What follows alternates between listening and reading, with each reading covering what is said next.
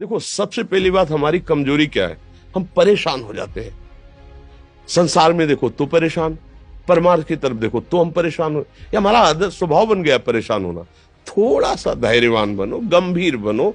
कोई इस भारी से भारी विपत्ति में परेशानी स्वीकार करके विपत्ति से थोड़ी निकला जाता। सुलझो, ठीक है, विपत्ति आई, समस्या आई, इसका समाधान होगा।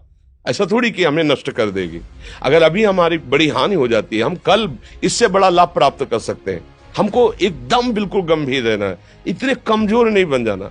अब वो गए तो क्या होगा, अब वो वस्तु गई तो क्या, पद गया तो क्या होगा। प्रयास किया था, ये पद मिला था, इससे बड़ा पद प्राप्त करूंगा, मैं इससे बड़ा महान बनूंगा। ठीक है, एक बार गिर गया, गलती हो गई, दंड भोगूंगा, फिर इससे ज्यादा संयम में रहूंगा। बिल्कुल मतलब एकदम फ्रेश दिमाग रखना चाहिए। पर अपने लोग क्या है, जरा सी बात में एकदम पछड़ा कर लेते हैं, एकदम कमजोर हो जाते हैं। ये बिल्कुल ठीक नहीं है। हम जीवन भर की यात्रा की बात कह रहे हैं, भारी से भारी कष्ट में भी मुस्कुराना, तो हमें बल मिला है, हमें भगवान की कृपा का दर्शन हुआ है, हमें उनका दुलार दिखाई दिया है। अगर ऐसे तो भाग जाते, फिर परमार्थ में थोड़ी चलना होता है। आज जो आप सुन करके लाभ लेने की चेष्टा कर रहे हो ना, ये केवल प्रवचन नहीं है, ये जीवन है। अगर ये जिए ना होते ना तो ये इसका प्रभाव नहीं पड़ता, फिर वाणी का प्रभाव नहीं पड़ता। हम इसीलिए कहते हैं, जैसे आप लोग एकदम परेशान हो जाते हैं, तो बोलो क्या हमसे ज्यादा परेशानी होगी? दोनों किडनी खराब, दवाई लाने के लिए पैसे नहीं, पानी रखा है हम उठ के पी नहीं सकते, भीषण शरीर में कष्ट, भीषण बुखार, क्योंकि किडनी फेल, जरा में बुखार, खाने को क्या, रोटी मांग के लाओ। अगर वहां सब्जी मिलती है तो लाल मिर्च ऐसी पड़ के मिलती थी कि वो पा नहीं सकते थे। आप सोचो, पानी लाना है तो मुझे लाना है, पीना है तो मुझे पीना है। अगर मैं हारता तो कहां पहुंच जाता, क्या स्थिति होती? नहीं, मरना है। पर कदम पीछे, कोई दिन ऐसा नहीं जिस दिन सेवा ना की हो, जिस दिन सेवा ना गए हो। गुरु जी की सेवा में जाना है, पहले अपने को स्वस्थ साबित करना है, नहीं वो सेवा नहीं लेंगे। तुम बीमार हो, तुम कष्ट में, वैसे उनकी दृष्टि परेशान थी, उनकी सेवा की, आके लेट गए।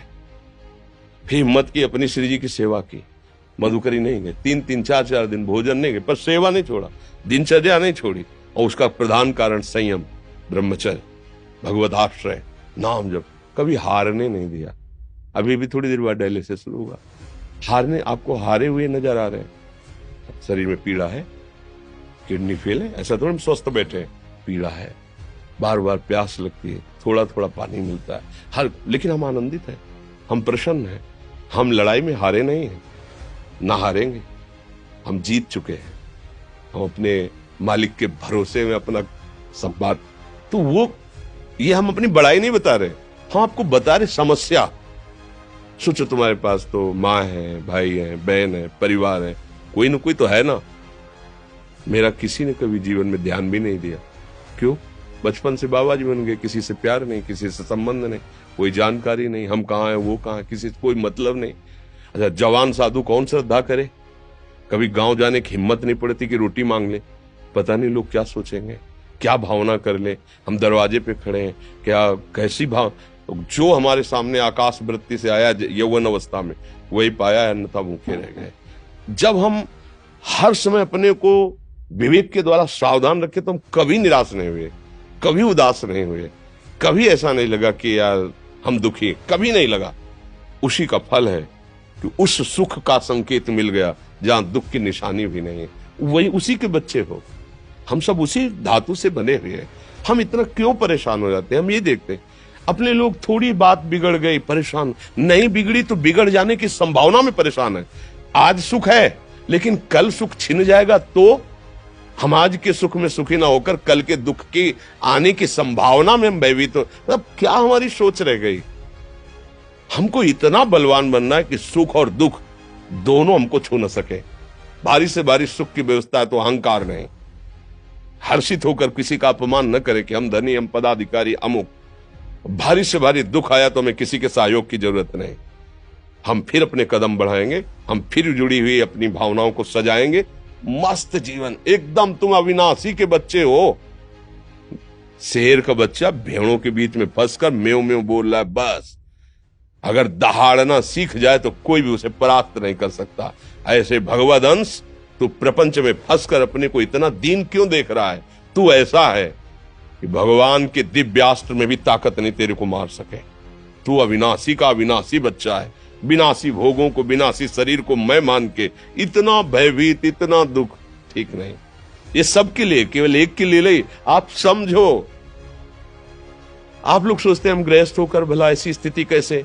जनक जी सुखदेव जी के गुरु हैं और राजा हैं, महल है, रानियां हैं, नौकर है, चाकर। क्या सुखदेव जी जिनके शरीर में लंगोटी भी नहीं है, दिगंबर, परमहंस, परमहंस के गुरु हैं जनक जी जो राजा हैं। समझो आप ऐसा ना सोचे कि हम नौकरी कर रहे हैं, हम संसार में, हम गृहस्थ हैं, हम आध्यात्मिक की ऊंचाई पर नहीं चढ़ सकते। नहीं, आप एक सरकारी नौकरी या आप किसानी या व्यापार करते हुए आप एक अध्यात्म की ऊंचाई में चढ़ सकते हैं। और अध्यात्म ही है जो तुम्हें इस माया के दुख सुख से ऊपर उठा सकता है। दूसरा, चाहे जितनी संपत्ति आ जाए, आप सुखी नहीं हो सकते। सब देख लो, आंख खोल के देख लो। अध्यात्म ही है जो तुम्हें हर कष्ट सहकर मुस्कुराकर जीने का रास्ता बता देगा कि आप आनंदित हो जाओगे। कुछ नहीं बिगड़ा। अध्यात्म है तो कुछ नहीं बिगड़ा, अध्यात्म नहीं है तो कुछ नहीं बना, कुछ हाथ नहीं लगने वाला।